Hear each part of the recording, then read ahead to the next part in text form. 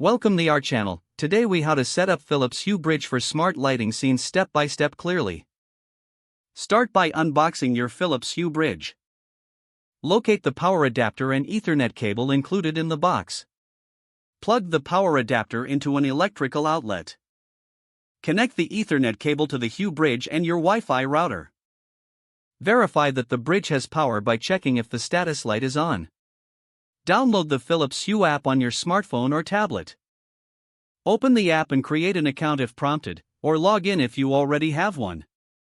Select the option to set up a new Philips Hue Bridge. The app will prompt you to search for the bridge. Press the button on top of the Hue Bridge to establish a connection.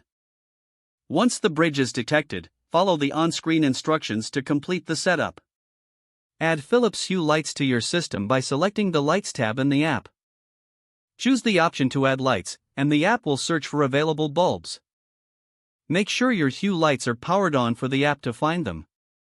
Select each light you want to add and follow the prompts to assign them to rooms or scenes. Once all lights are configured, explore the Scenes feature in the app. Create a new scene by selecting the Create Scene option. Adjust the brightness and colors of each light to your liking. Save your custom scene by naming it according to your preference. To activate a scene, simply select it from the main screen of the app. Enjoy your smart lighting scenes and customize them as needed. Consider exploring automation options for added convenience. Check for software updates through the app to ensure optimal performance. Your Philips Hue Bridge is now fully set up and ready for smart lighting control. If the page does not load, refresh the browser or try again in a private or incognito window.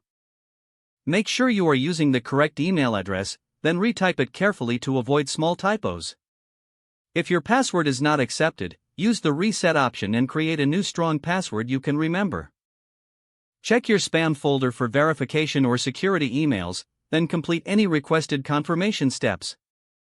Don't forget to like this video and subscribe to our channel for more step-by-step tech guides.